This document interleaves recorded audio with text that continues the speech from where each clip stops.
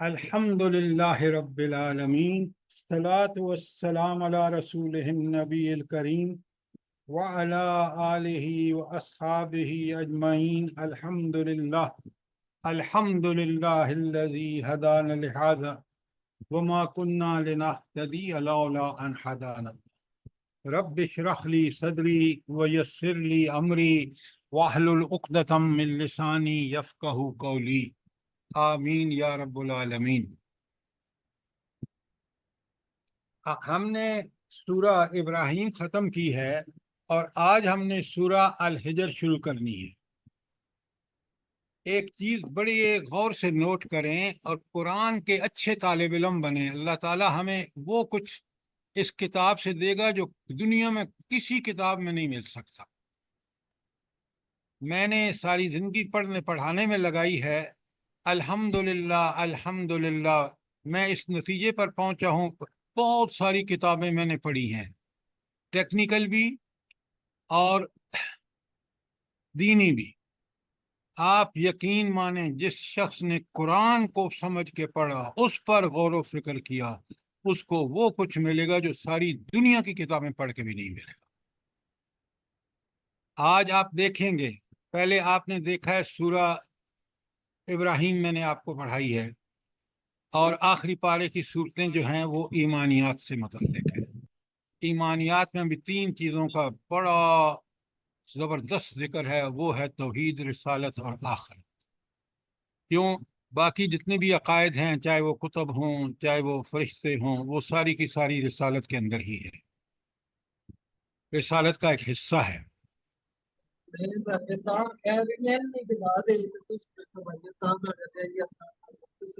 حافظ صاحب، یہ آپ کے موبائل سے آوازیں آ رہی ہیں، ذرا بند کریں اپنے مائک کو. اچھا، اب کچھ چیزیں جو ہے نا وہ آپ جب مطالعہ کرتے ہیں اس کی عظمتوں کو سمجھ لیتے ہیں. آج ذرا ہم اس پہ ذکر اس کے حوالے سے بات کریں گے. سب سے پہلے آپ دیکھیں کہ یہ میں نے جو آپ کو پڑھائی ہے نا، سورہ یونس بھی آپ نے پڑھ لی ہے. یہ 11 نبوی میں نبوت کے 11ویں سال، سورہ ہود بھی 11ویں سال، اور سورہ رات جو ہے وہ 12ویں سال، ابراہیم بھی 12ویں سال، حجر جو آج پڑھ رہے ہیں یہ بھی 12ویں سال. اسی طرح بنی اسرائیل، آراف، نحل وغیرہ. ان صورتوں کی خاصیت میں بتاؤں آپ کو. اصل میں قرآن مجید جو ہے یہ اللہ کی ایک بہت بڑی نعمت ہے. بڑے غور سے سنیے. 12 سال یا 11 سال کے بعد جتنی بھی مکے میں نبی کریم صلی اللہ علیہ وآلہ، آپ نے 13ویں سال ہجرت کر دی ہے، 13ویں سال کے آخر میں. تو ان 3 سالوں میں جو صورتیں نازل ہوئی ہیں جو آج کل ہم پڑھ رہے ہیں، اس میں خاص بات ہے، نوٹ فرمائیں ذرا. خاص بات یہ ہے کہ رب العالمین سب سے پہلے تو وہ جو بڑے بڑے اعتراضات تھے نا توحید، رسالت اور آخرت پر، ان کے بارے میں دلائل، ایسے دلائل کہ ان کو اگر واقعی آپ کے اندر دیانت اور امانت سے اور صحیح سن کر اور صحیح اس کا تجزیہ کرتے ہیں تو دلائل ایسے برحق ہے. آپ نے سورہ ابراہیم ابھی ختم کی ہے ہم نے کل، آپ نے دیکھا ہے وہاں دلائل ہے. وہاں اللہ تعالیٰ نے آفاق کی نشانیوں کی دلیل پیش کی ہے، آفاق اور انفس کی، اس لیے کہ وہ نشانیاں خود ہم پوری طرح سمجھ سکتے ہیں اگر اس پہ غور و فکر کریں. جس طرح یہ نشانیاں، ان کو قرآن آیات کہتا ہے، جس طرح یہ برحق ہے اور ہمارا بالکل مشاہدہ، ہماری ہیئرنگ پاور، ہماری سینگ پاور، جو کچھ یہ دیکھ رہی ہے وہ اللہ کی قدرت کے کرشمے ہیں، معجزے ہیں کہ کتنا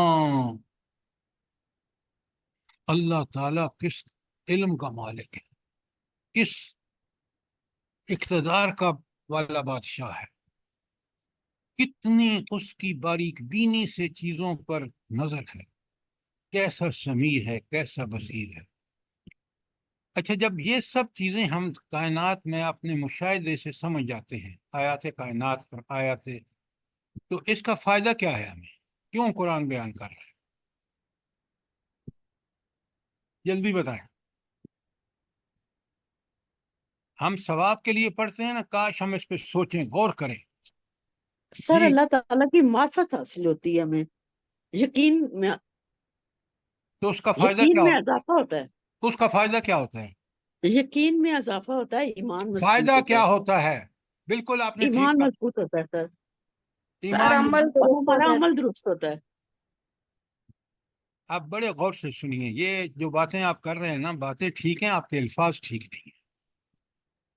جب میں ان ساری چیزوں کا مشاہدہ کرتا ہوں، آیات کائنات کا، آیات انفس کا، مجھے بالکل یقین ہو جاتا ہے کہ میرا رب جو ہے وہ کس درجے کا اس کا علم ہے، کس باریک بینی سے چیزیں دیکھ رہا ہے، کس طرح مینیج کر رہا ہے پوری کائنات کو، صرف پیدا ہی نہیں کیا۔ اب یہ ہے وہ چیز جو مجھے ہر طرح سے یقین دلا دیتی ہے کہ وہ رب جو ہے وہ الحمدللہ، تعریفیں اور شکر صرف اسی کے لیے ہے، کیونکہ وہ جو صفات اس میں کسی اور ہستی میں ہو ہی نہیں سکتی۔ بڑے غور سے سنیے اگلی والی بات۔ اب اگر یہ باتیں حق ہیں جو میرا مشاہدہ ہے، تو پھر یہ قرآن جو اس نے نازل کی ہے، جس کی حفاظت اس نے لی ہے، جس کا کو اس نے قیامت تک کاما فل اسٹاف کے ساتھ حفاظت ذمہ لی ہے، یہ بھی برحق ہے۔ یہ ہے وہ ایمان مضبوط ہوتا ہے کہ آپ ان کائنات کی نشانیوں اور انفس کی نشانیوں کے بعد جو ہمیں مشاہداتی یقین ہوتا ہے، وہ جس طرح وہ حق ہے، وہ آیات اور وہ نشانیاں اللہ تعالیٰ کی برحق ہیں جو ہمارا مشاہدہ گواہی دیتا ہے، ہمارا دل و دماغ تسلیم کرتا ہے، اسی طرح یہ قرآن بھی برحق ہے۔ اب یہ قرآن کتنا برحق ہے، اس کو قرآن نے خود، کیونکہ اللہ تعالیٰ حق ہے، ہمارا مشاہدہ ان چیزوں کو ثابت کر رہا ہے، اور یہی مضمون ہے خاص کر جو آج صورتیں میں نے بتائی ہیں آپ کو کہ مکے کے آخری دور میں نازل ہوئی، تاکہ کافروں کو پر حجت تمام ہو جائے۔ تو سب سے پہلی آیت، یہ 12 نبوی میں صورت نازل ہوئی ہے، اور بڑے غور سے سنیں، بڑے غور سے سنیں۔ اللہ تعالیٰ اسی کتاب کی پہلی آیت، اسی صورت کی پہلی آیت فرماتے ہیں، اللہ تل کا الف لام را بسم اللہ الرحمن الرحیم، الف لام را تل کا آیات الکتاب وقرآن مبین، یہ ہیں وہ آیات جو کتاب الہی کی ہیں اور قرآن مبین کی ہیں۔ اچھا، کتاب تو ہمیں سمجھ آتی ہے قرآن ہے، لیکن قرآن مبین کیوں کہا گیا ہے؟ اور آپ کو ہینڈ آؤٹ مل چکا ہے، ذرا اپنے سامنے رکھیں، اور وہاں آپ کو قرآن کو کتاب مبین کہا گیا ہے سورہ یوسف، سورہ نمل، سورہ قصص، سورہ شعراء، زخرف، دخان اور سورہ یاسین میں، اتنی جگہ۔ اب آپ مجھے بتائیں، ماشاءاللہ آپ سب طالب علم ہیں، اللہ نے آپ کو کتنا ذوق اور شوق دیے ہے، تو آپ مجھے بتائیں کہ کتاب مبین کا مطلب کیا ہے، مقصد کیا ہے، قرآن کیوں کہہ رہا ہے کتاب کو، اس قرآن کو کتاب مبین؟ جلدی بتائیں۔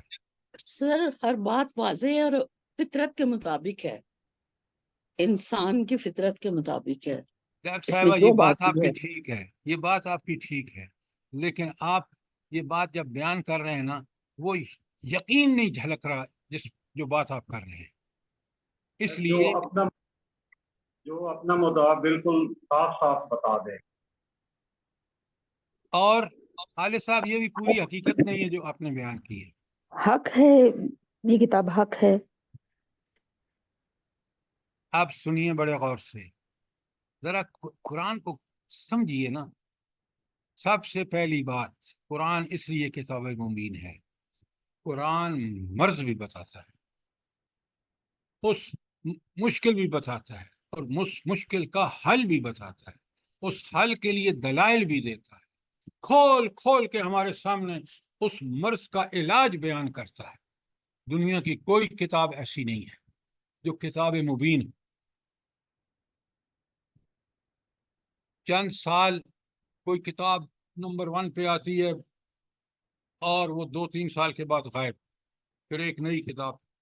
कुरान मजीद अल्लाह की वो किताब है, किताब मुबीन है, कि इसने नबी करीम सल्लल्लाहु अलैहि वसल्लम से जिस दिन से नाज़िल हुई है उस दिन से लेकर क़यामत तक के लिए इंसानी दिली बीमारियों का हल ये किताब है। ये मसाइल भी बताती है, हल भी बताती है, हल के दलाइल भी बताती है। अगर इससे इलाज नहीं करेंगे तो क्या खराबियां होंगी वो भी बताती है। बताएं मुझे कोई और किताब है दुनिया में जो ये सारी आपको अमल करने के फायदे बताए, अमल ना करने के नुकसानात खोल खोल के बताए, दलाइल से बताए। और दलाइल भी ऐसे, डॉक्टर साहब आपने सिर्फ कहा कि फितरी दलाइल हैं, दलाइल भी ऐसे जो है इंसानी फितरत के मुताबिक हैं। जी सर, बिल्कुल। बात समझ आई है कि नहीं आई? अगर ये हमें पता हो ना कि हमारी सारी कल्बी बीमारियों, दिली बीमारियों, अखलाकी बीमारियों का सारा इलाज इस किताब में है, तो हम आज इस हालत में ना होते अगर हम इस किताब से अपनी अखलाकी बीमारियों का इलाज ना करते। मैंने आपसे कहा है, आप याद कर लें सूरह यूनुस की आयत 57 और 58, जहाँ अल्लाह ताला कहता है कि ये शिफाउल लिमा फिस सुदूर है। सारी अखलाकी बुराइयां का ताल्लुक दिल से, बुखल दिल में, हसद दिल में, और नफरतें दिल में, मोहब्बतें दिल में।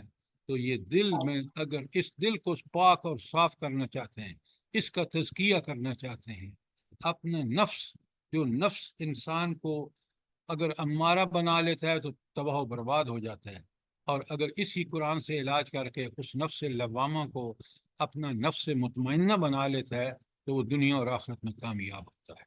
ये है किताब मुबीन। बात समझ आई है कि नहीं आई? सवाल करें ताकि बात बिल्कुल क्लियर हो जाए। किताब कुरान किताब मुबीन है, चंद लफ्ज हैं, लेकिन इसकी तशरीह पूरी मेरी जिंदगी और कौमों की जिंदगी, इज्तिमाइयत पर हावी है।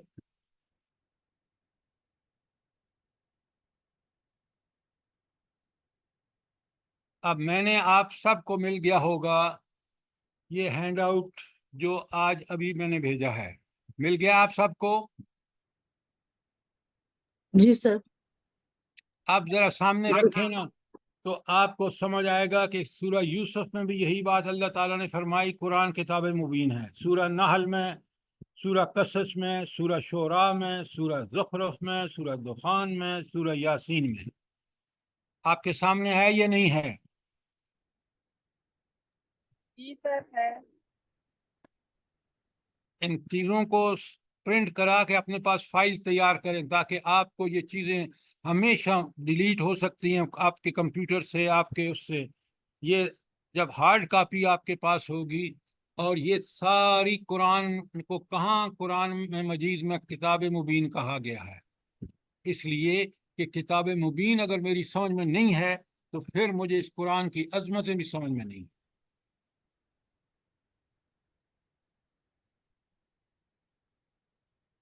कोई सवाल कुरान किताब मुबीन है?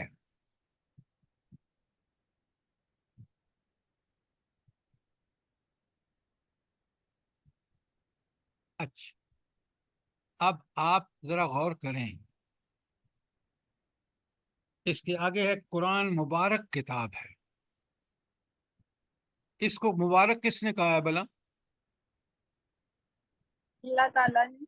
अल्लाह ताला ने कहा है, बिल्कुल आपने ठीक कहा। तो फिर हम बरकत जो ढूंढ रहे हैं, तो वो बरकत तो अल्लाह ने कहा इस किताब में है। अच्छा, ये किताब कैसे बरकत वाली होगी? जब जी हम, जब इसको पढ़ेंगे, सुने, समझेंगे, इस पे अमल करेंगे। जब पढ़ के गौर व फिक्र करके, जब गौर व फिक्र करेंगे तो आपको साफ नजर आएगा कि यही किताब है जो बरहक है, एब्सोल्यूट ट्रुथ है। اور اس کے بعد اگر آپ نے یقین کر لیا، ایمان یقین والا ہے کہ یہی کتاب ہے، اس پہ عمل کریں گے تو آپ کو 100% نتائج ملیں گے۔ آج امت کس قدر اس سے خالی ہے، ذرا دیکھیں تو صحیح، پتہ نہیں برکتیں کہاں کہاں ڈھونڈ رہے ہیں۔ رب کہہ رہے ھذا کتاب انزلناہ مبارک۔ اچھا، یہ جو ٹکڑا میں نے پڑھا ہے ترجمہ ہے کہ اللہ تعالیٰ فرماتا یہ ہے وہ کتاب جو ہم نے نازل کی ہے، بڑی برکت والی ہے۔ اچھا، اس میں سب سے اہم لفظ کون سا ہے؟ انزلناہ، ہم نے نازل کی۔ ہم نے نازل کی ہے۔ بادشاہ کائنات کہہ رہا ہے یہ کتاب میں نے نازل کی ہے، تو وہ خود برحق اور اس کی کتاب بھی برحق۔ الفاظ کو اگر سمجھ جائے نا تو آپ کو اش اش کر اٹھے۔ یہ کون کہہ رہا ہے؟ جس نے کتاب نازل کی ہے۔ وہ کون ہے؟ وہ ایسی ہستی ہے لا شریک لہو، اس کا کوئی شریک نہیں ہے، صفات میں، ذات میں، اس کے حقوق میں۔ ذرا غور کریں، اللہ تعالیٰ کہتے ہیں یہ کتاب مبارک ہے۔ اب اس کتاب کو تو ہم نے لپاٹ کے اونچی جگہ رکھ دیا، اور اس سے بالکل بے خبر ہیں کہ اس کتاب کے تقاضے کیا ہیں، یہ انسان کو کس طرح اس کی اصلاح کرتی ہے، ساری دلی بیماریوں کی، اخلاقی بیماریوں کی۔ اور آج ہمارے اندر آپ دیکھ لیں، ارد گرد پوری دنیا میں، دنیا اسلام کو دیکھ لیں، بالخصوص پاکستان کو دیکھ لیں کہ کس قدر یہ قلبی بیماریوں نے اس ملک کا ستیہ ناش کر رکھا ہے۔ جو جتنا بڑا ہے اس میں اتنی زیادہ بیماریاں ہیں۔ مصدق الذی بین یدی، جو ساری دیگر آسمانی کتابیں ہیں نا، ان سب کی یہ تصدیق کرتی ہے۔ اب یہ محیمن، یہ نگران ہے ان کتابوں میں۔ اگر اس کے خلاف کوئی بات ہے تو وہ لوگوں نے تحریف کی ہے، خود اس میں ایڈ کیا ہے۔ ذرا غور کریں کتنا بڑا درجہ ہے اس کتاب کا۔ لتنذر ام القری، کیونکہ نبی کریم صلی اللہ علیہ وآلہ وسلم کا رہے ام القری، بستیوں کی ماں۔ کون ہے بستیوں کی ماں؟ شہر مکہ، شہر مکہ مکرمہ۔ کیوں؟ وہیں سب سے پہلے حقدار وہی لوگ تھے، اس لیے کہ نبی کریم صلی اللہ علیہ وآلہ وسلم وہاں تھے کہ ان کو ڈراؤ۔ کیوں؟ کیا ڈراؤ؟ معمولی بات نہیں ہے۔ اگر تم نے اس کتاب پر ایمان یقین لا کر اس کے مطابق زندگی نہ گزاری، دنیا میں بھی ذلیل اور آخرت میں بھی ذلیل ہو۔ آپ دیکھ لیں نبی کریم صلی اللہ علیہ وسلم کی مخالفت کر کے مکے والے کس انجام کو پہنچے۔ جنگ بدر میں ان کا انجام دیکھ لیں، فتح مکہ پر ان کا انجام دیکھ لیں۔ سبحان اللہ وبحمدہ، سبحان اللہ العظیم۔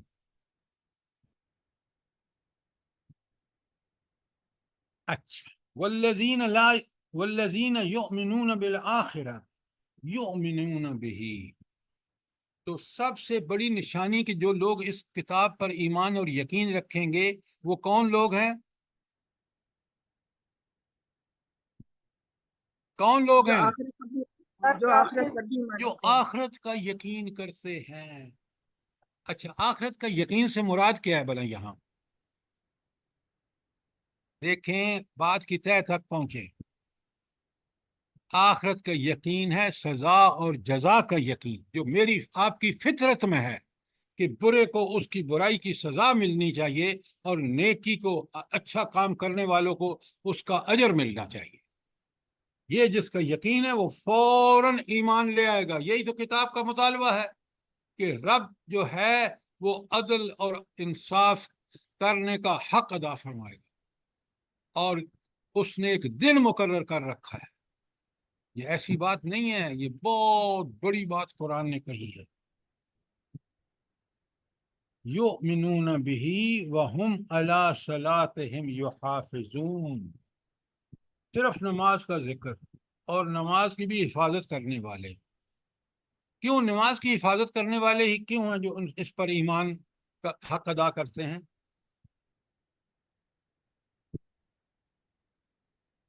جلدی بتائیں۔ اور نماز بھی تو اللہ سے ملاقات کا ذریعہ ہے۔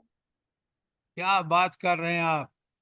دن میں 5 وقت جب نماز قائم کرے گا تو یہ ثبوت دے گا کہ وہ اس عمل وہ کر رہا ہے جس میں اس کا پورا جسم، اعضاء، زبان، دل و دماغ سب کچھ شامل ہے اس ذکر کرنے میں، اور اللہ سے دعائیں مانگ رہا ہے۔ ایاک نعبد و ایاک نستعین اہدنا الصراط المستقیم، راستہ کن لوگوں کا، کن لوگوں کا نہیں۔ قرآن پڑھتا ہے، تسبیحات پڑھتا ہے، اللہ اکبر کہہ کے ہاتھ باندھتا ہے، سبحان ربی العظیم سجدے میں رکوع میں کہتا ہے، سبحان ربی العالی سمجھ کے جب کہتا ہے تو اصل میں پھر باقی عمل ہر عمل کر کے چھوڑے گا۔ اور اگر وہ نماز قائم نہیں کرتا تو پھر وہ اس کی حفاظت نہیں کرتا تو پھر وہ اپنے دعوی ایمان میں جھوٹا ہے۔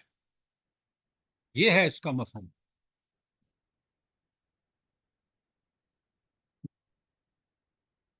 اب ذرا آپ نیچے دیکھیں، یہ انعام کی 92 تھی جو میں نے آپ کے سامنے پڑھی ہے۔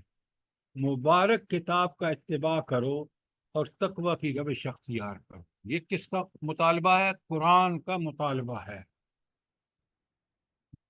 ایک ایک لفظ کو پڑھے نا اور اس سمجھیں ان کا تعلق۔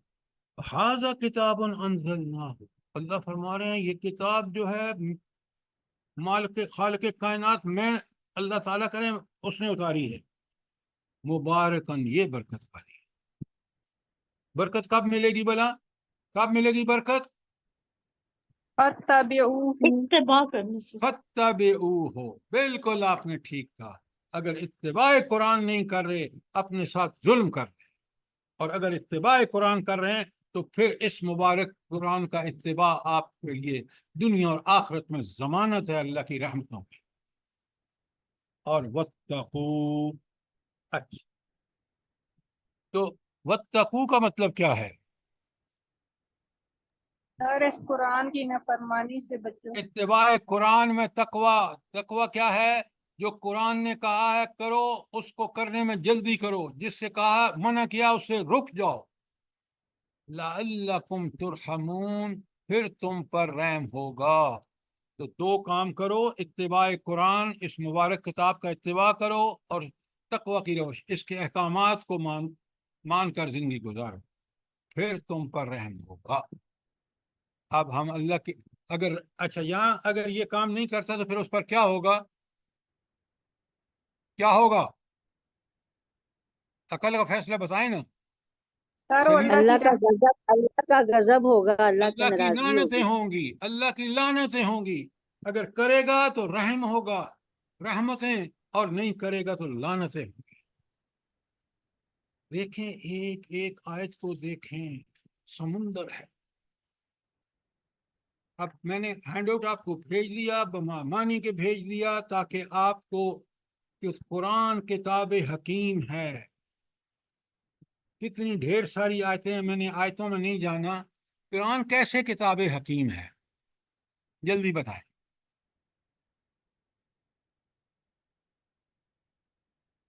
جو صحیح سمجھتا ہے جواب وہ دے۔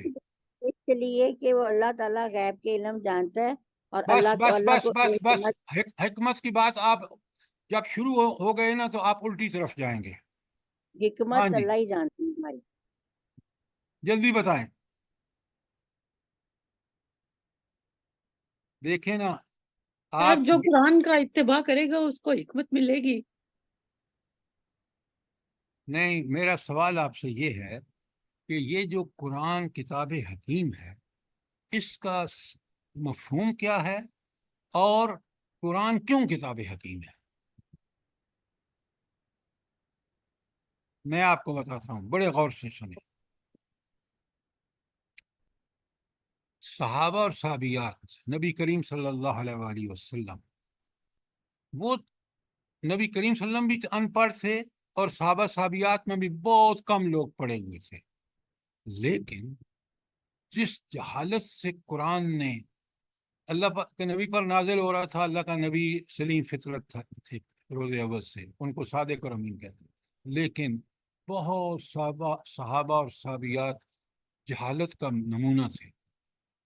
آپ اندازہ کریں حضرت عمر رضی اللہ تعالی عنہ جیسا آدمی جو ایمان کے بعد نمونہ بن گیا، وہ اتنے جاہل تھے اپنے جہالت کے زمانے میں کہ وہ سنتے تھے نا فلاں جو غلام عورت ہے وہ ایمان لے آئی ہے، تو جا کے اس کو مارنا شروع کر دیتے تھے، اور جب اس کو چھوڑتے تھے تو کہتے تھے کہ میں یہ نہیں کہ میں تمہیں اس لیے چھوڑ رہا ہوں کہ مجھے رحم آ گیا ہے، میں تھک گیا ہوں۔ اس عمر کو قرآن نے کیا بنا دیا۔ یہ ہے حکمت کہ جہالت سے انسان اتنا عقل مند، اولو الالباب، دانش مند بن جاتا ہے۔ یہ ہے قرآن کتاب حکیم۔ نمبر 2، بڑے غور سے سنیں، اللہ تعالیٰ خود الحکیم ہے، حکمت کا سرچشمہ وہ ہے، کتاب اس کا کلام ہے، کتاب بھی الحکیم، اسی لیے قرآن والکتاب الحکیم، اس کی قسم کی بات اللہ تعالیٰ نے کہی، گواہی پیش کی ہے۔ بات سمجھ آئی ہے کہ نہیں؟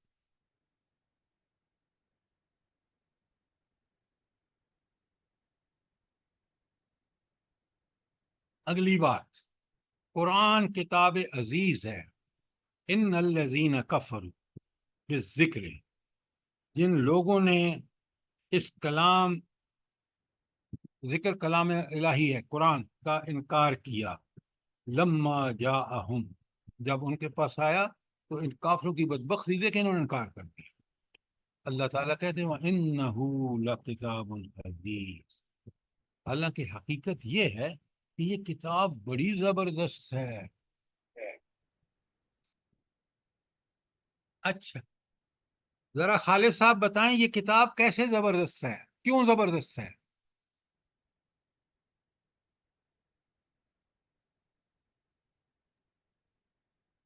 اپنے احکامات کی وجہ سے اور اللہ تعالیٰ کی حکمت کی وجہ سے۔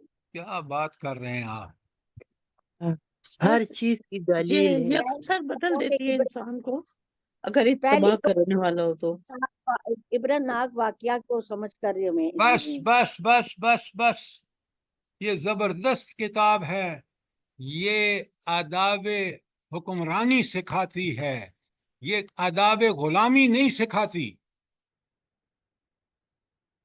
اسی کو لے کے نبی کریم صلی اللہ علیہ وآلہ وسلم نے 13 سال بعد مکے کی زندگی کے بعد فوراً اسلام کی حکومت قائم ہو گئی، اور ایسی بڑی کہ بدر میں 313 اور احد میں دیکھیں کوئی 700، کافر 3000، پھر آپ دیکھ لیں بڑھتے بڑھتے، اور پورا مدینہ کا عمر آیا، سارا عرب کے قبائل عمر آئے جنگ اس میں احزاب میں یا جنگ خندق میں۔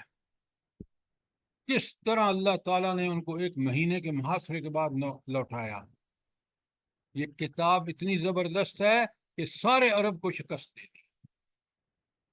پھر آپ دیکھ لیں صلح حدیبیہ، دیکھ لیں فتح مکہ، دیکھ لیں غزوہ حنین، دیکھ لیں کہاں کہاں، غزوہ تبوک کو دیکھ لیں، کتنی زبردست ہے یہ کتاب۔ خلفائے راشدین کو دیکھ لیں، اس کتاب کا نظام نافذ ہوا تو پوری دنیا کو فتح کر لیا انہوں نے۔ آج اسی کتاب کے حامل بدبخت حکمران، مسلمان حکمران، ذلت اور پستی سے دوچار ہے۔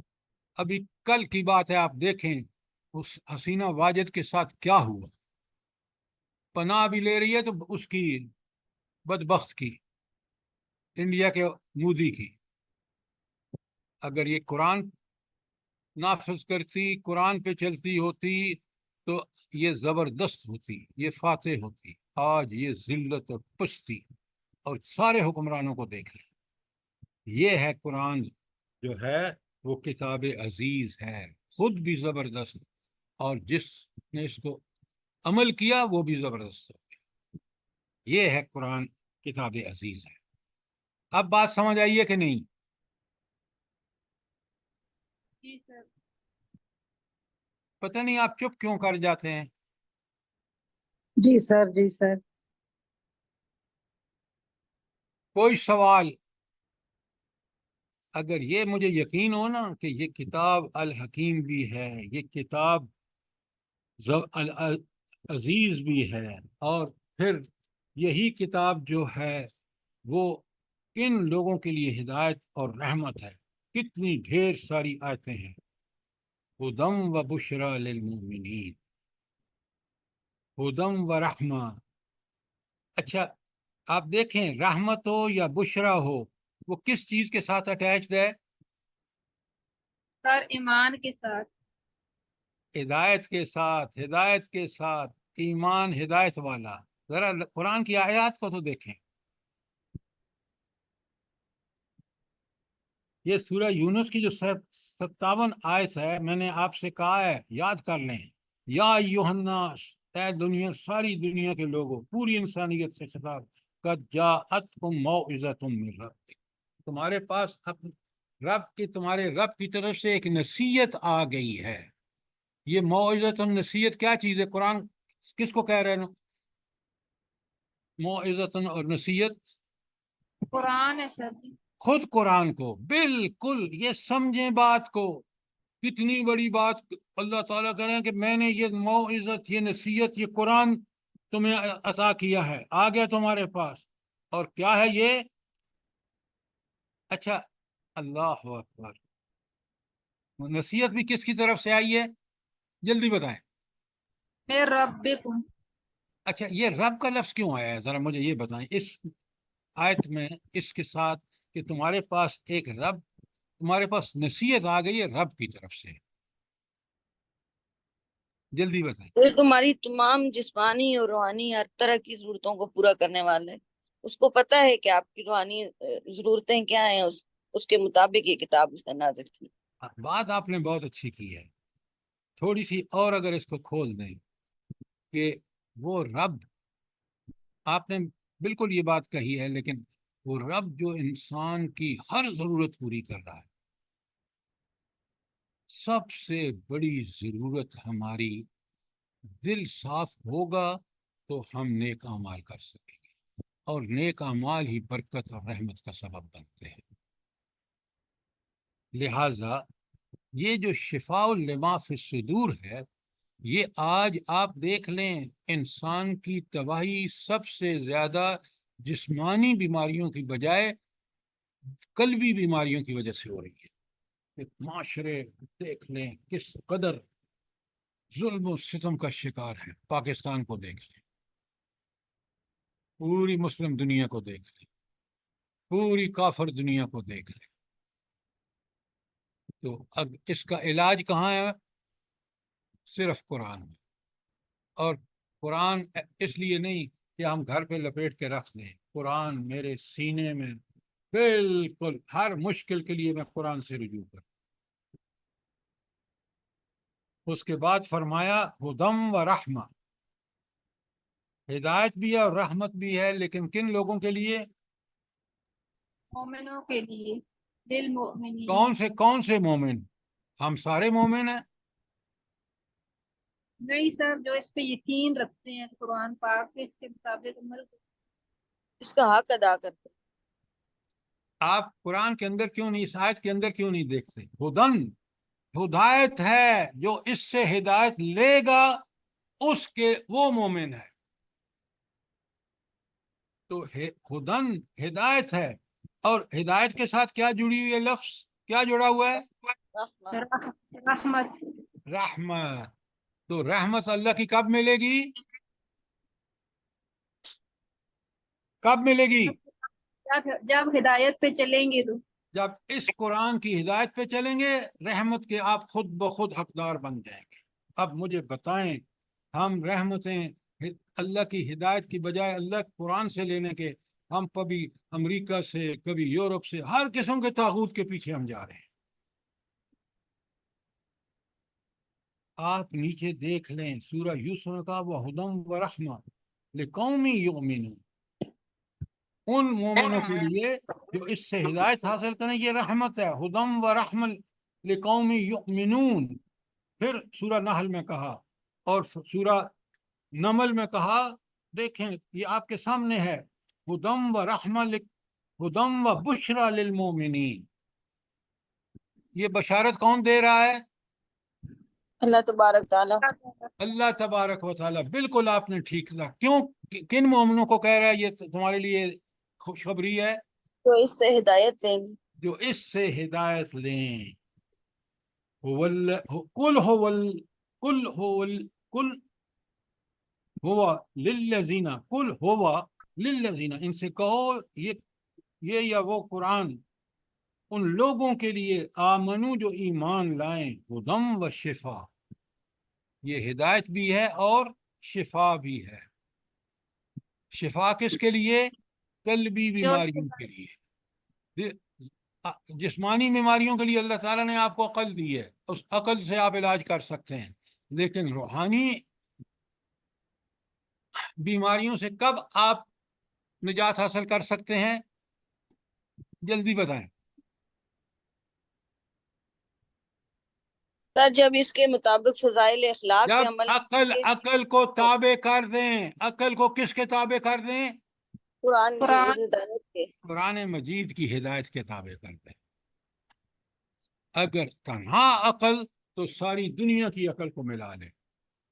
آپ اگر تاریخ پڑھیں نا اسرائیل کی، آپ حیران ہو جائیں گے کہ یہ جو جتنا آج ظلم کر رہا ہے اسرائیل ان بچوں پر، ان عورتوں پر، ان بوڑھوں پر، ان کو کھانا نہیں، یہ آج 2024 میں ہو رہا ہے.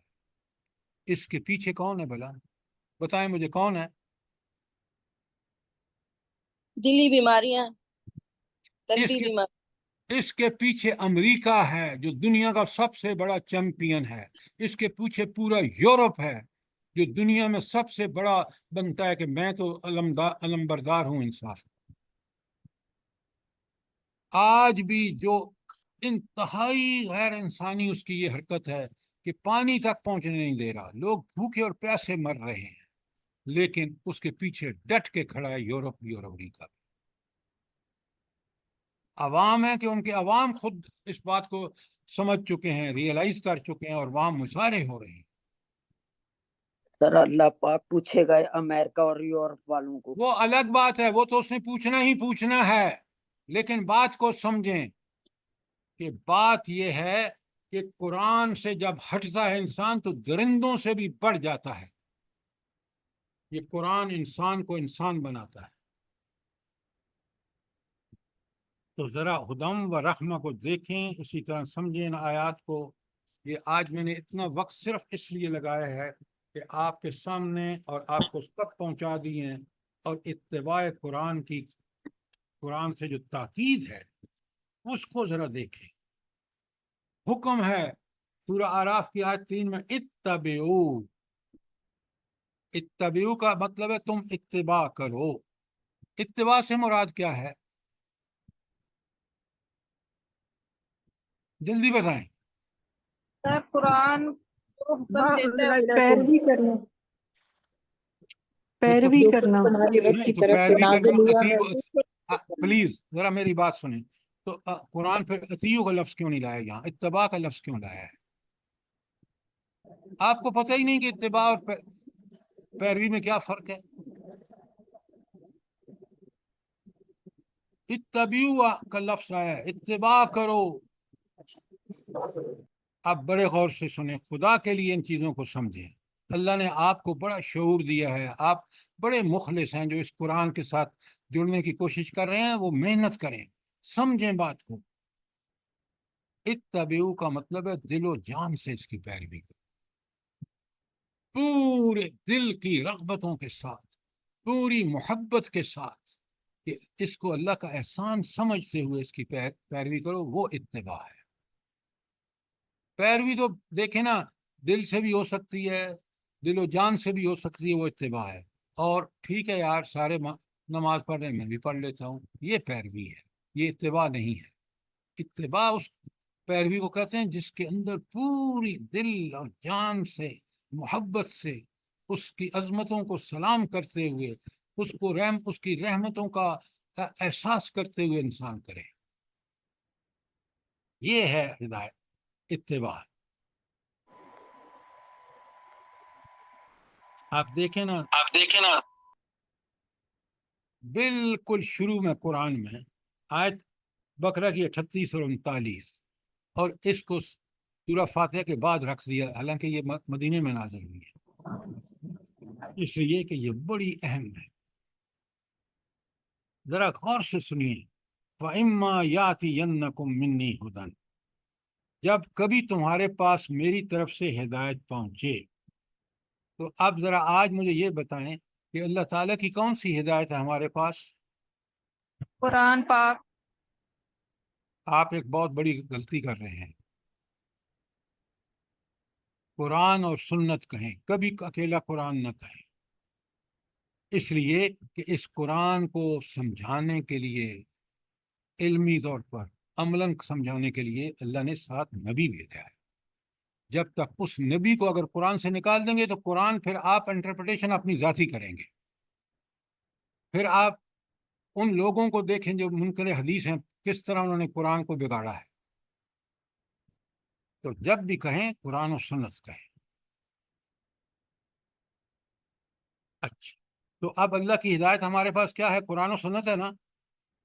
آگے سنیں، بڑے فمن تابع ہدایہ، جس نے اس ہدایت کی اتباع کی، پیروی نہیں کہی، اتباع کی، کہ اس نے اللہ کی اس ہدایت کو اللہ کی بہت بڑی نعمت سمجھ کے دل اور جان سے، کہ میرے رب نے کتنا کرم کیا ہے کہ مجھے دنیا اور آخرت کی فلاح کے لیے ایک کتاب بھیج دی ہے، اس کا اتباع کرے گا، فلا خوف علیہم ولا اللہ اللہ، ثواب کے لیے پڑھنے والا آدمی کیسے سمجھے؟ فلا خوف، اس کو آنے والے کوئی بھی پریشانیاں ہوں گی، کبھی پریشان نہیں۔ فلا خوف، آنے والے کسی بھی مشکلوں سے، مصیبتوں سے وہ خوف زدہ نہیں ہوں۔ کیوں؟ اس کو پتہ ہے میرا رب میرے ساتھ ہے، اگر مجھے کسی مشکل میں مبتلا کر رہا ہے تو میرا امتحان ہے، وہ چاہتا ہے کہ میرے اندر صبر اور استقامت آئے، اس لیے خوشی خوشی برداشت کرتا ہے۔ فلا خوف علیہم ولا هم یحزنون۔ آج اگر آپ دیکھیں کتنا بڑا غم ہے کہ ہم سے ایسٹ پاکستان الگ ہو کے آج وہ کس قسم پرسی کے عالم میں، ایسٹ پاکستان ہو یا ویسٹ پاکستان ہو، بنگلہ دیش ہو یا پاکستان ہو، کن مصیبتوں میں گرفتار ہیں۔ کیوں؟ ہم نے اللہ کی کتاب کو چھوڑ دیا۔ تو چاہے آنے والے ہوں معاملات، اس میں جو خوف لاحق ہیں، ہمیں پریشانیاں جس کو خوف کہتے ہیں، اور گزرے ہوئے ہم وہ زخم چاٹ رہے ہیں کہ بنگلہ دیش بن گیا، پاکستان ٹوٹ گیا، اور آج انڈیا کے کس قدر محتاج ہیں۔ پناہ بھی لیتی ہے حسینہ واجد تو وہ انڈیا میں لیتی۔ آپ اتنے کمزور ہیں کہ اس کے مظالم دیکھ لیں جموں کشمیر میں، آپ کچھ بھی نہیں کر سکتے سوائے چوراہوں پر فوٹو لگا کے اور قوم کو دھوکہ دے رہے۔ تو برائے مہربانی ان ساری آیات جو میں نے آپ کو بھیجی ہیں بہت ہی ریلیونٹ ہے۔ ایک قسط اور بھیجوں گا، ان کو پرنٹ کرائیں، ان کو پڑھیں، ان کو سمجھیں۔ اگر پھر بھی کوئی سوال ہو تو میں نے آپ کو اپنا نمبر دے رکھا ہے 033352189114، اس پہ مجھے کال کر کے اپنے سوالوں کے جواب لے لیں، اور لیکن اس قرآن کو سمجھنے میں کوئی کوتاہی نہ کریں، اس کی اتباع میں کوئی کوتاہی نہ کریں۔ قیامت کے دن کوئی پیر فقیر، کوئی ولی، کوئی نبی کام نہیں آئے گا۔ انبیاء نے اپنا کام پورا کر دیا، اور میں اور آپ اگر اسی قرآن کو پوری طرح نہ سمجھا، نہ اس کا اتباع کی، تو سخت خسارے میں ہوں گے۔ دنیا میں دیکھ رہے ہیں، خسارہ آپ کے سامنے ہے، ذلت و پستی، کس قدر اتنی مسلمان حکومتیں، اتنی ریسورسفل، اور آج کس طرح ہمارے مائیں بہنیں بچے غزہ میں کس قسم پرسی کی زندگی گزار رہے ہیں۔ کتنی شرم کی بات۔ میں نے آپ کے سامنے یہ جو آیت ایک ابھی میں نے مطالعہ کی تھی سورہ ہجر کی، کہ کتاب مبین قرآن کیوں ہے، یہ بات آپ کی سمجھ میں آ گئی ہے کہ نہیں آئی؟ جلدی بتائیں. جی سر. اچھا، اب چلتے ہیں آیت نمبر 2 میں، اور آپ نے مجھے بتانا ہے، ترجمہ کروں گا کہ اس کا آیت نمبر 1 سے تعلق کیا ہے. ربما، بسم اللہ الرحمن الرحیم، ربما یود الذین کفروا لو کانوا مسلمین. بعید نہیں کہ ایک وقت وہ آ جائے جب وہی لوگ جنہوں نے آج نبی کریم صلی اللہ علیہ وسلم کی دعوت کو، قرآن کی دعوت کو قبول کرنے سے انکار کیا، پچھتا پچھتا کر کہیں گے کاش ہم نے اس وقت اس قرآن کی دعوت کو قبول کر لیا ہوتا. لو کانوا مسلمین، کاش ہم مسلمان ہوتے، دعوت قبول کر کے اور اس کے مطابق اس کی اتباع کرتے، اس وقت پچھتا رہے. یہ پچھتاوا کب ہو رہا ہے بلا؟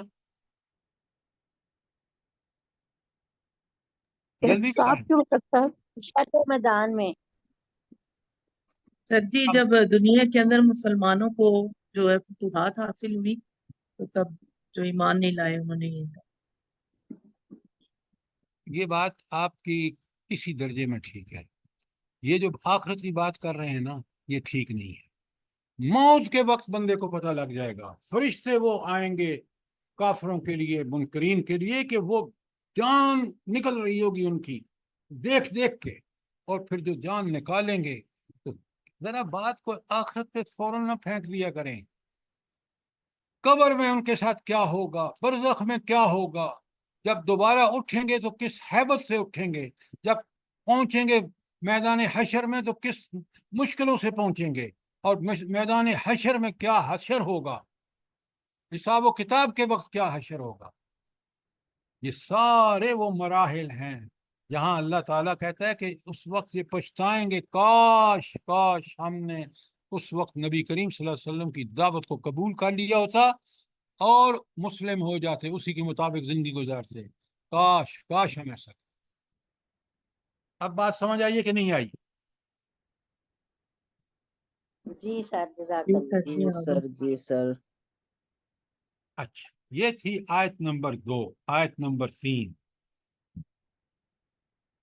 ذرہم، اللہ اپنے نبی سے ان کو چھوڑو. ان کو چھوڑو کا مطلب کیا ہے؟ کہ یہ جو اتنی بے اعتنائی برت رہے ہیں نا، ان پہ کوئی توجہ ہی نہیں. آپ نے دعوت پہنچا دی، انہوں نے انکار کر کے ڈٹ کے اس کی مخالفت شروع کر دی، آپ ان کو چھوڑ دیں. یا کلو، کس لیے چھوڑ دیں؟ کھائیں پیئیں، وہ یتمتعوا، اور مزے اڑائیں.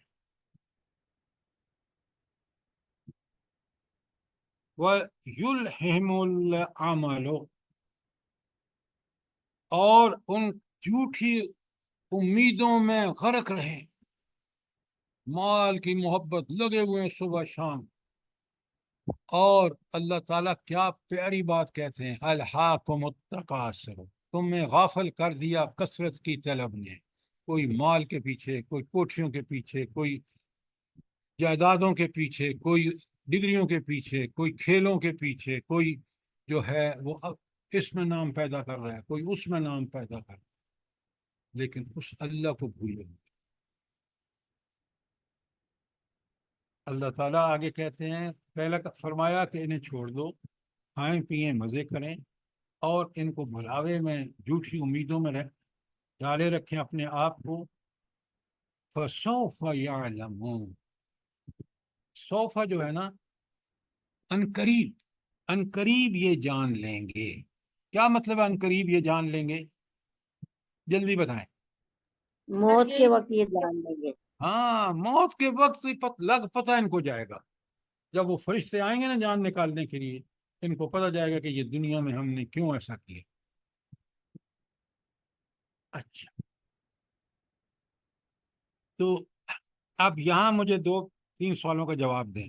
پہلے آپ سوال کر لیں تاکہ آپ کو کوئی اگر کلیئر نہیں ہے بات تو کلیئر ہو جائے. اچھا، پہلے بات مجھے بتائیں کہ دین بیزاری کا سبب کیا ہے؟ کیوں لوگ دین سے بیزار ہیں؟ یا تو سوال کیا کریں یا پھر جواب دیا کریں. خواہشات پرستی کی وجہ سے، جی خواہشات مٹیریلسٹک ہیں پرستی لوگ. کی وجہ سے، کس پرستی کی وجہ سے؟ خواہشات سر جی، خواہشات پرستی. بالکل آپ نے ٹھیک کہا. وہ دنیا کی خواہش پرستی میں غرق ہے، اللہ کو بھولے ہوئے ہے. یہ ہے وہ سب سے بڑی وجہ کہ دین سے بیزار ہیں. وہ چاہتے ہیں دنیا ہی بس، آخرت و آخرت کو بھول جاؤ. یہ تو ہوا گا پہلا سوال اور اس کا جواب. اور اس آیت کا ایک مقصد اور بھی ہے. وہ کیا ہے بلا؟ نبی کریم صلی اللہ علیہ وآلہ وسلم کو تسلی دی جا رہی ہے. کیا تسلی دی جا رہی ہے؟ آپ نے دعوت کا حق ادا کر دیا، انہوں نے انکار کر دیا، مخالفتیں کر رہے ہیں، چھوڑ دیں ان کو، پرواہ نہ کریں ان کی، آپ اس کام کو آگے چلائیں. جو طلبگار ہوگا، جو خواہش مند ہوگا اور اس کے لیے کوشش کرے گا، وہ آپ کے ساتھ مل جائے گا. اور یہ قافلہ یوں بڑھتا بڑھتا 13 سال مکے میں دعوت کے بعد وہ لوگ میسر آ گئے جو دست و بازو بنے مدینے کی حکومت کے.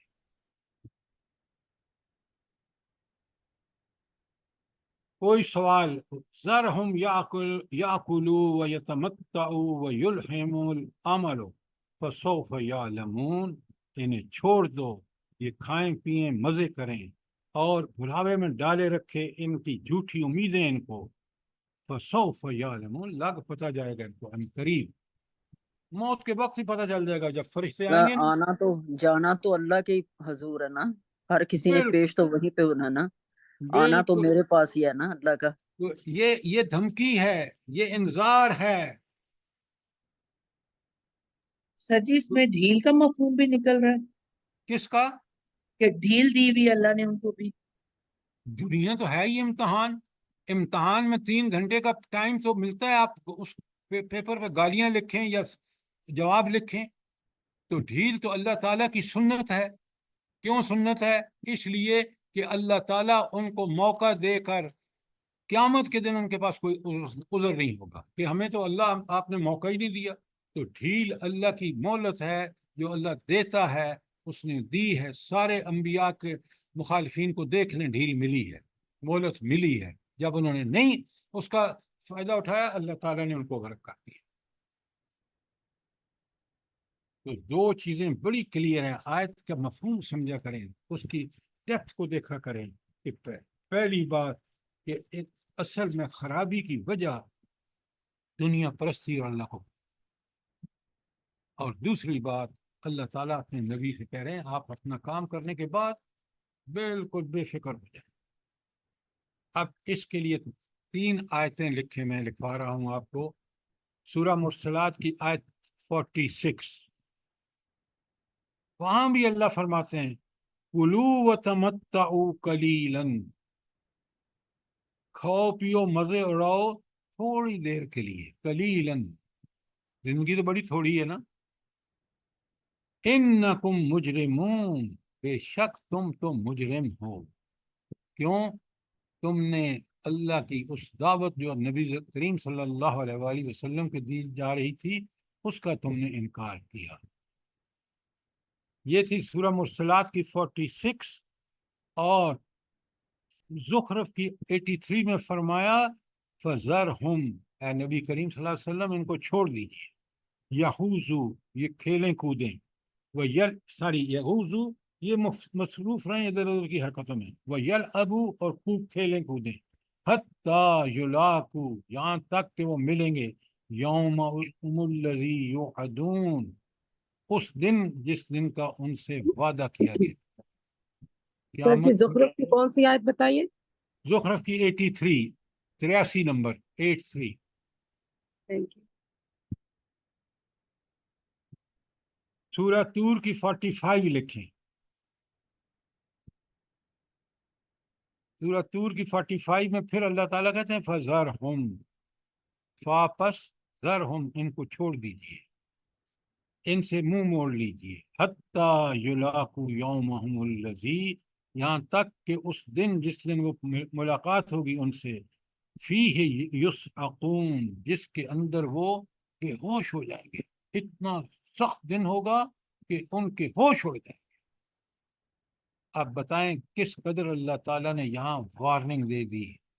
اب آپ اور میں اگر ذرا بھی ہمارے اندر وہ اللہ نے جو پیدا کرتے وقت اللہ تعالیٰ فرماتے ہیں کہ ہم نے انسان کو بہترین ساخت پر پیدا کیا، اس کے اندر حق اور باطل کی پہچان رکھتی، حق کو پسند کرتا ہے، باطل کو، اس کے باوجود اللہ نے یہ ایکسٹرنل سارے بندوبست کیے۔ اللہ تعالیٰ مجھے بھی اور آپ کو اس قرآن کو کما حق کا ہو سمجھنے، اس پر عمل مسلم بن جانے کی توفیق عطا فرمائے، آمین۔ تاکہ یہ صورتحال پیش نہ آئے جو مجرمین کو وہاں پیش آئے گی، جس کا کھول کھول کے یہاں بیان کیا جا رہا ہے۔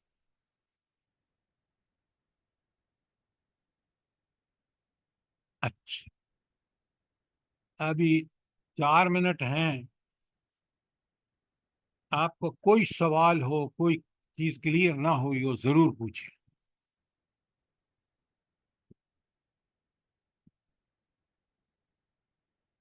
سر یہ بات میرے ذہن میں آ رہی ہے کہ چھوڑ دیجئے ان کو، کھائیں پئیں اور فائدہ اٹھائیں، تو اس کا مطلب ہے کہ جو بدعت شرک کرتا ہے جب اس کو سمجھایا جاتا ہے تو وہ بات نہیں مانتا، تو اس کا بھی یہی مطلب ہے نا کہ اس کو چھوڑ دو اور اس کو اپنے اس کے حال پہ۔ بالکل آپ ٹھیک کہہ رہے ہیں، لیکن حق ادا کیا ہے آپ نے اس کو بنانے کا اور سمجھانے کا۔ آپ نے ان دلائل سے سمجھایا یا اسے کہا ہے او بدعتی، او کافر، تو بالکل نہیں غلط نہیں کر رہا ہے؟ آپ میری بات سنیں، میں سمجھانے کے لیے بات کر رہا ہوں۔ سمجھانا قرآن کی روشنی میں، ان دلائل کے ساتھ سمجھانا جو قرآن نے دیے ہیں، پوری محبت اور شفقت سے سمجھانا، تاکہ اس کو پتہ چلے کہ آپ تو اس کے محبت میں یہ سب باتیں کہہ رہے ہیں۔ ہم کیا کرتے ہیں؟ پہلے اس پہ لیبل لگاتے ہیں، او تم تو جھوٹے ہو، تم تو اللہ کے نافرمان ہو۔ وہ کہتے ہیں جا دفع ہو جا۔ ہم نے غلط، ادعو الی سبیل ربک بالحکمت والموعظۃ الحسنہ، لوگوں کو دعوت دو اللہ کی دین کی طرف بہترین نصیحت کے ساتھ، ہمدردی کے ساتھ۔ اب یہ آپ نے حق ادا کر دیا نصیحت کا، پوری شفقت، محبت، ہمدردی کے ساتھ قرآن کے طریقے، بتائے ہوئے طریقے پر، تو قرآن کے دلائل سے۔ اب اللہ تعالیٰ کہہ رہے ہیں فذرہم، اب ان کو چھوڑ دیجیے، کھا لیں دنیا میں چند دن کی زندگی ہے، کھا لیں پی لیں مزے اڑا لیں، آئیں گے ہمارے پاس ہی۔ اب بات سمجھ آئیے کہ نہیں؟ جی جی سر، جی سر۔ سر میرے پاس آج کل مجھے ریکارڈنگ نہیں پہنچ رہی آپ کی، یہ کل پرسوں کی جو آپ نے کی تھی وہ نہیں پہنچ رہی، میں سفر پہ تھی ابھی۔ نہیں، وہ آپ نے ہماری ویب سائٹ پہ گئے ہیں جہاں ساری آڈیوز پڑی ہوئی ہیں؟ یوٹیوب پہ ساری پڑی ہوئی ہے۔ آپ اگر اس طرح نہ ملے، کوئی آپ کا مسئلہ ہو، تو آپ جا کے، لنک ہے آپ کے پاس، اس پہ جا کے ہر آج جتنے بھی دروس ہوئے سب کی آڈیوز پڑی ہوئی ہیں۔ سر کمیونٹی گروپ میں ہے وہ کھولا تھا۔ جزاک اللہ ذکیہ صاحبہ، کمیونٹی گروپ میں آپ جائیں، اور اگر آپ کے پاس نمبر نہیں ہے تو میں بھیج سکتا ہوں اس کا، جو جہاں پہ یہ سب پڑی ہوئی ہیں۔ اور کوئی سوال؟ آپ ذرا غور فرمائیں کس قدر قرآن نے نصیحت، کتنی مؤثر نصیحت، کس قدر وہ چیزیں جو بالکل عین حق ہے، اور پھر اس پہ حق کو فالو کرنے پہ بشارتیں، اور حق کے خلاف کام کرنے پر انذار، کس مؤثر انداز میں جس میں قرآن نے دیا، کوئی کتاب نہیں دے سکتی۔ اللہ تعالیٰ مجھے بھی اور آپ کو اس کو کرنے، اس پر سمجھنے، اس پر ڈٹ جانے اور اللہ کے حکم کی نافرمانی کرنے سے بچائے۔ آمین ثم آمین۔ سر آپ بہت اچھا سمجھاتے ہیں، اللہ تعالیٰ آپ کو بھی اجر دے اور ہم سب کو ہمت اور طاقت دے، ہم سمجھیں، ہمارے دل اور دماغ کو اللہ روشنی عطا کرے۔ یہ اسی کا کرم ہے کہ وہ ہمیں یہ توفیق دیتا ہے کہ ہم اس کی بات کو ایک مؤثر انداز میں پیش کرتے ہیں۔ یہ سراسر اس کا کرم ہے، ہماری کوئی اس میں اپنی اہلیت اور قابلیت نہیں۔ بے شک، سبحان اللہ۔ ربنا تقبل منا انك انت السميع العليم وتب علينا انك انت التواب الرحيم۔ सुबहान रब्बिक रब्बिल इज्जति अम्मा यसिफून वस्सलामुन अलल मुरसलीन वल्हम्दुलिल्लाहि रब्बिल आलमीन। जज़ाकल्लाह। जज़ाकल्लाह खैर सर। अल्लाह पाक आपको और हम सब को जो भी आपसे जुड़े हुए हैं हदायत की तौफीक दे और अमल की तौफीक दे, और हम लोगों के औलादों को, तमाम दुनिया के मुसलमानों को। आमीन। ये जो मैंने आपको भेजता हूँ ना अलग से आयात, प्लीज इनको ज़ाया ना करें, क्योंकि आपके पास कुरान में जहाँ जहाँ वो लफ्ज़ आया है उसके बारे में सारी आयात आपके पास होती हैं। आप इनका बना के एक हार्ड कापीज का एक फोल्डर बनाएं, ताकि आप इसको जब देखेंगे तो कुरान से आपकी मोहब्बत, कुरान से आपका ताल्लुक बड़ा मजबूत होगा। इंशाअल्लाह सर।